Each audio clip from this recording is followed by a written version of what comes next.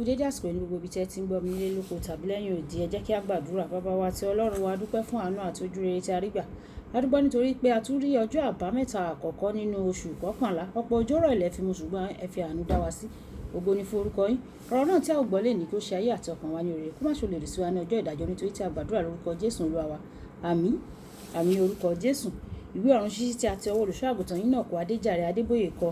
Àkòrí tí a ò gbéyẹ̀wò sọ wípé nígbà tí ènìyàn sùn, èní ọjọ́ àbámẹ́ta ọjọ́ kẹrin oṣù kọkànlá. Òní ọjọ́ àbámẹ́ta ọjọ́ kẹrin oṣù kọkànlá. Àkòrí nígbà tí ènìyàn sùn, apá kìíní.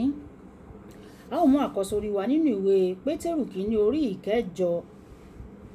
Pétérù kìíní orí ìkarùn ẹsẹ̀ ìkẹjọ. Pétérù kìíní orí ìkarùn ẹsẹ̀ ìkẹjọ.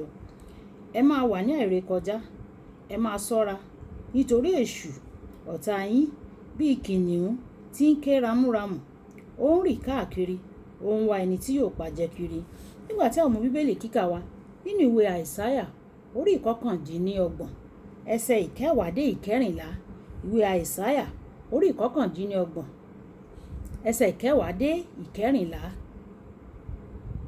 tí ó kà báyìí pé nítorí Olúwa dá ẹ̀mí oorun ìyíká yìí, ó sì ṣe yín ní ojú.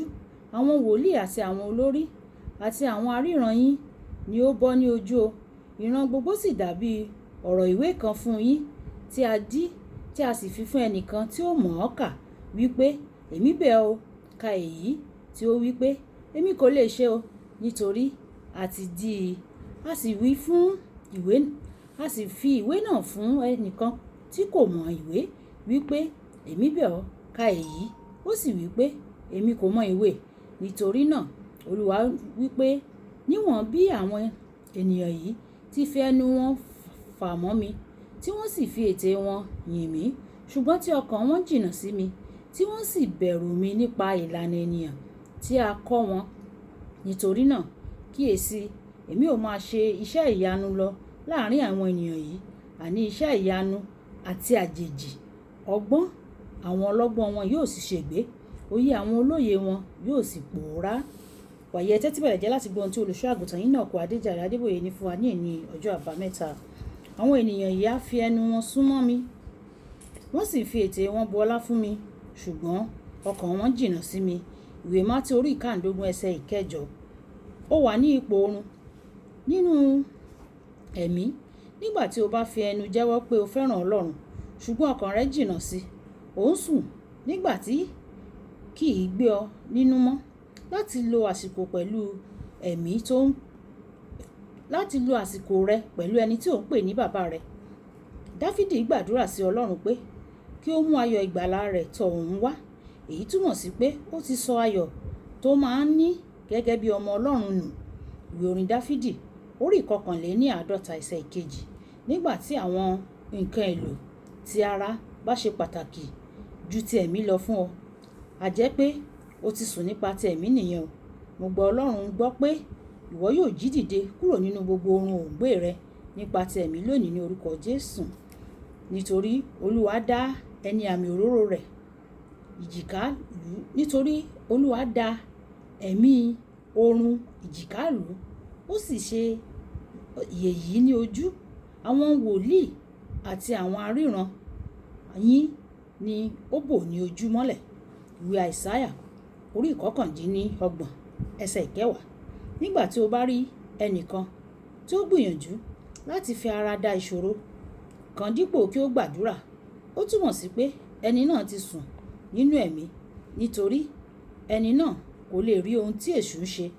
Bí o bá ṣe ń pinnu nígbà tí o ń sùn nípa ti ẹ̀mí, tí o ṣe ìpinnu yẹn ńṣe ni kò ní jẹ́ èyí tí ó dára, nítorí ojú rẹ yóò fọ́ ojú ẹ̀mí rẹ yóò fọ́ nígbà tí ò ń ṣe ìpinnu lórí ẹni tí ìwọ yóò fẹ́ tàbí bá dòwò pọ̀. Rí dájú pé o wà digbí nípa ti ẹ̀mí. Nígbà tí o bá ń sùn nínú ẹ̀mí, o kò lè mọ ẹ̀mí yàtọ̀ dáadáa. Ìwọ yóò gba èyíkéyìí wòlíì èké gbọ́ tí ó bá sọ ohun tí ó dùn mọ́ ọ. Ìwọ yóò sì di ìjẹ fún ìkookò tó fi aṣọ àgùntàn bora. Ìwọ yóò sì fi ohun ẹ̀ṣọ́ rẹ fún ẹlẹ́dẹ̀.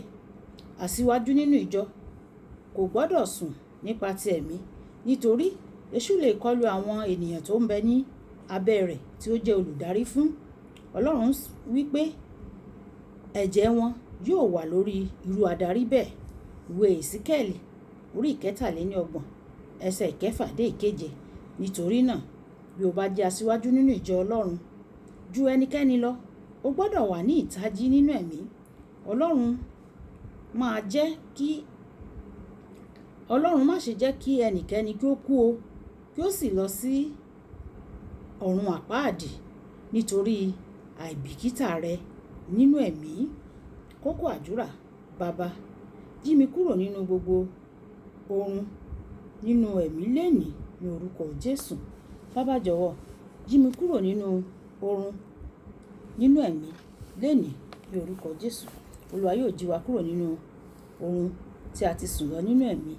Àwa yóò sì máa kéde sí ti ohun tí ó jẹ́ ti Ọlọ́run tí a gbàdúrà ní orúkọ Jésù.